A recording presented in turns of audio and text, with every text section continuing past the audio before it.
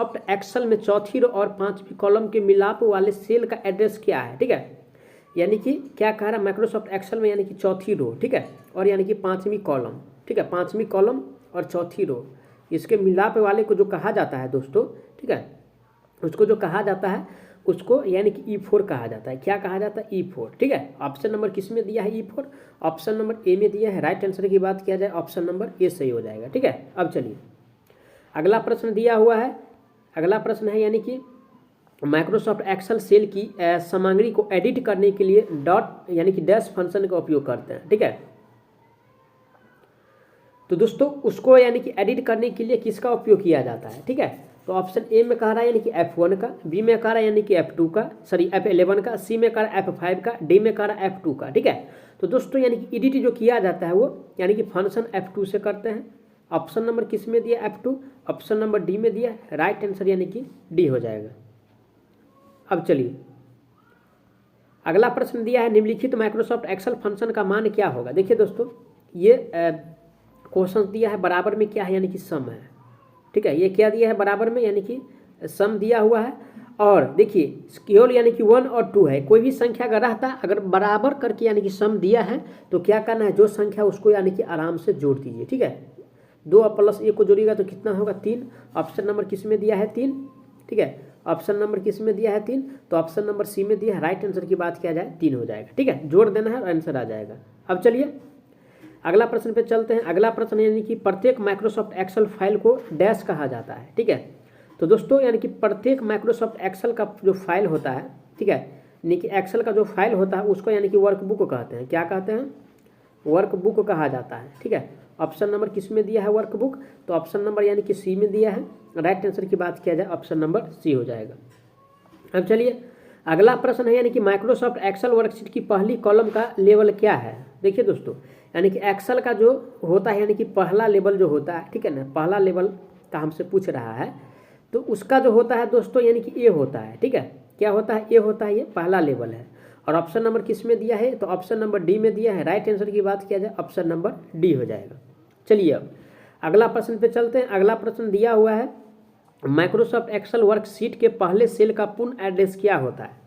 देखिए दोस्तों यानी कि माइक्रोसॉफ्ट यानी कि एक्सेल का कह रहा है, ठीक है, यानी कि एक्सेल का पहले जो होता है यानी कि सेल का पूर्ण एड्रेस क्या है वो हमको पता करना है। तो दोस्तों ये डॉलर होता है, उसके बाद यानी कि ए आएगा और फिर यानी कि डॉलर, उसके बाद कोई भी नंबर आएगा, ठीक है। यानी कि डॉलर, उसके बाद अल्फ़ाबेट, फिर डॉलर और उसके बाद कोई नंबर, ठीक है। तो ऑप्शन नंबर ऐसा यानी कि किस में दिया हुआ है, ठीक है। ऑप्शन नंबर किस में दिया हुआ है? ऑप्शन नंबर यानी कि बी में दिया हुआ है। राइट आंसर की बात किया जाए ऑप्शन नंबर बी सही हो जाएगा, ठीक है।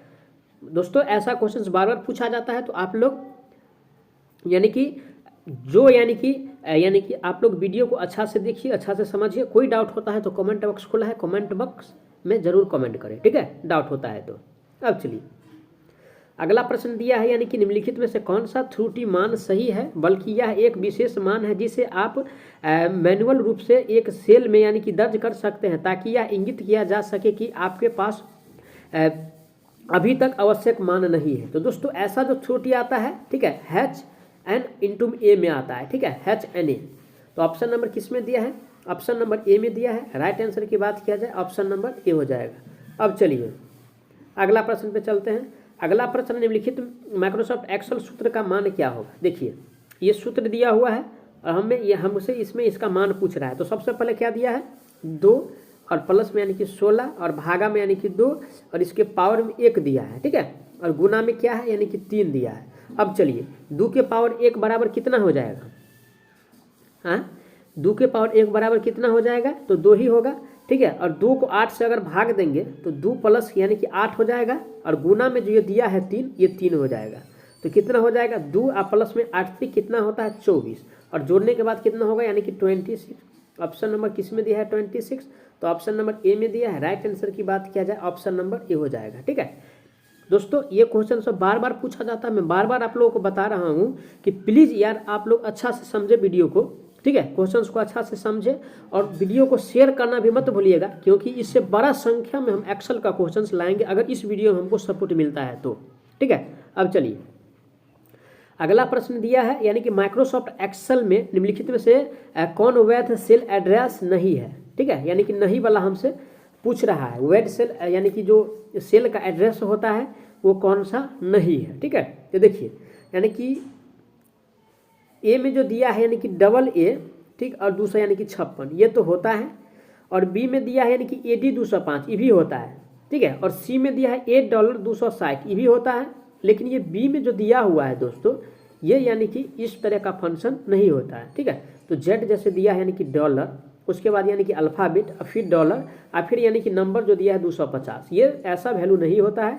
तो राइट आंसर की बात किया जाए तो ऑप्शन नंबर यानी कि बी इसका सही हो जाएगा। ठीक है, नहीं वाला हमको पहचानना था। अब चलिए अगला प्रश्न पे चलते हैं। अगला प्रश्न है यानी कि माइक्रोसॉफ्ट एक्सेल में किसी रो के अंतिम सेल में जाने के लिए कीबोर्ड शॉर्टकट क्या है। तो देखिए अंतिम सेल यानी कि अंतिम सेल में जाने के लिए दोस्तों यानी कि सबसे पहले यानी कि कंट्रोल, ठीक है, उसके बाद यानी कि राइट पे क्लिक करेंगे, उसके बाद यानी कि एरो का उपयोग करेंगे। किसका? एरो का। ऐसा ऑप्शन नंबर किस में दिया हुआ है? ऑप्शन नंबर डी में दिया है। राइट आंसर की बात किया जाए ऑप्शन डी हो जाएगा। अब चलिए आज का अगला प्रश्न यानी कि MS एक्सेल के संबंध में निम्न में से कौन सा कथन असत्य है। ठीक है, तो ऑप्शन ए में दिया है यानी कि किसी वर्कबुक में वर्कशीट का क्रम नियत होता है और उसे जो है बदला नहीं जा सकता है। यही तो सरासर गलत है। क्यों नहीं बदल सकते हैं? एकदम बदल सकते हैं। बी में कहा एक वर्कशीट में एक या अधिक वर्कशीट होते हैं। ठीक है। सी में कहा वर्कबुक में प्रत्येक वर्कशीट एक विशिष्ट नाम होता है। ठीक है। डी में कहा वर्कशीट के प्रत्येक सेल का एक विशिष्ट एड्रेस होता है। एकदम सही है। तो राइट आंसर की बात किया जाए दोस्तों तो ऑप्शन नंबर इसका ए सही हो जाएगा। ठीक है, ऑप्शन नंबर ए सही हो जाएगा। अब चलिए अगला प्रश्न पे चलते हैं। अगला प्रश्न दिया है ना कि निम्नलिखित में से MS एक्सेल समीकरण का मान क्या होगा। देखिए 1 माइनस यानी कि 4 है और प्लस में कितना है यानी कि 18 और भागा में जो दिया है 3 के पावर यानी कि ये 2 है। ठीक है, इसका मतलब तो 3 का पावर 2 का मतलब क्या हो गया यानी कि 9 और 9 को 2 से अगर भाग देंगे, ठीक है, सॉरी यानी कि 9 को 18 से अगर भाग दिया जाएगा तो 1 माइनस 4 अब प्लस में कितना हो जाएगा आपको यानी कि 2 हो जाएगा और जोड़ने के बाद यानी कि 3 और माइनस में कितना हो जाएगा 4, तो बराबर में लाके क्या देगा -1 देगा। ऑप्शन नंबर किस में दिया है -1? ऑप्शन नंबर सी में दिया है। राइट आंसर की बात किया जाए ऑप्शन सी हो जाएगा। अब चलिए अगला प्रश्न दिया है यानी कि एक्सेल सेल में यानी कि सूत्र लिखने से पहले निम्न में से किस वर्ण का उपयोग किया जाता है। ठीक है, यानी कि लिखने से पहले यानी कि किसका उपयोग करते हैं। तो दोस्तों जो उपयोग जो करते हैं वो बराबर का, वो ओनली फॉर किस में? एक्सेल में। ठीक है, एक्सेल में ऐसा होता है। तो ऑप्शन नंबर किस में दिया है? ऑप्शन नंबर ए में दिया है। राइट आंसर की बात किया जाए ऑप्शन ए हो जाएगा। अब चलिए अगला प्रश्न पे चलते हैं। अगला प्रश्न दिया है निम्नलिखित में से किस माइक्रोसॉफ्ट एक्सेल फंक्शन का उपयोग सेल की रेंज में मौजूद संख्यात्मक यानी कि प्रविष्टियों की संख्या को गिनने के लिए किया जाता है। तो दोस्तों वो जो यानी कि किया जाता है गिनने के लिए, ठीक है ना, जो उपयोग जो करते हैं वो यानी कि क्या होता है COUNT करते हैं। ठीक है, ये ऑप्शन नंबर किस में दिया है ऐसा? ऑप्शन नंबर सी में दिया है। राइट आंसर सी हो जाएगा। अब चलिए अगला प्रश्न है निम्नलिखित में से कौन स्प्रेडशीट का उदाहरण है। तो ऑप्शन ए में करा यानी कि वर्डपैड, बी में करा माइक्रोसॉफ्ट एक्सेल, सी में करा नोटपैड और डी में करा माइक्रोसॉफ्ट पेंट। तो राइट आंसर की बात किया जाए दोस्तों माइक्रोसॉफ्ट एक्सेल हो जाएगा। क्या हो जाएगा?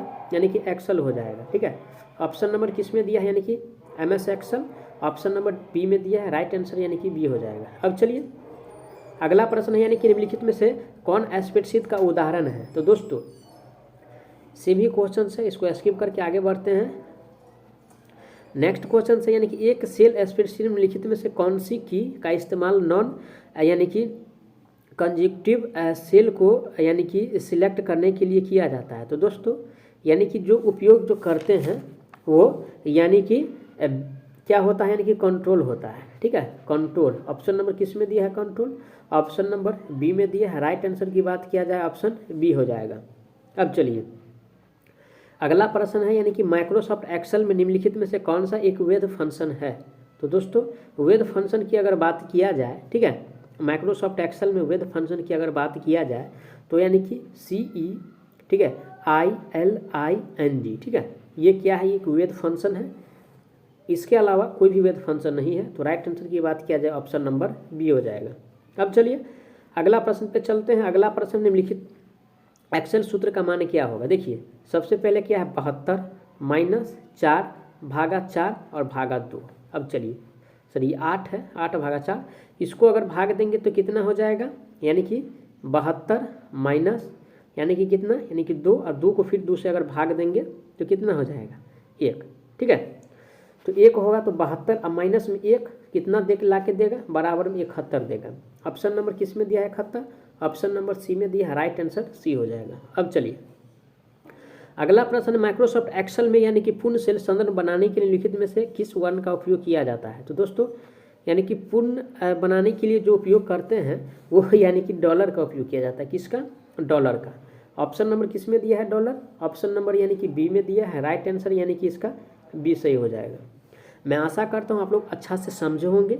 अगर कोई प्रकार का डाउट है तो प्लीज़ कमेंट बॉक्स खुला है, कमेंट बॉक्स में कमेंट जरूर करें। और साथ ही साथ अगर दोस्तों इस वीडियो में हमको सपोर्ट मिलता है तो नेक्स्ट डे मैं माइक्रोसॉफ्ट एक्सेल का और पावर पॉइंट का यानी कि जितना MCQ है लगभग 200 के आसपास मैं सभी आप लोगों के बीच लेके आऊँगा। तो आप लोग इसके लिए प्लीज़ वीडियो को ज़्यादा से ज़्यादा संख्या में ज़रूर शेयर करें।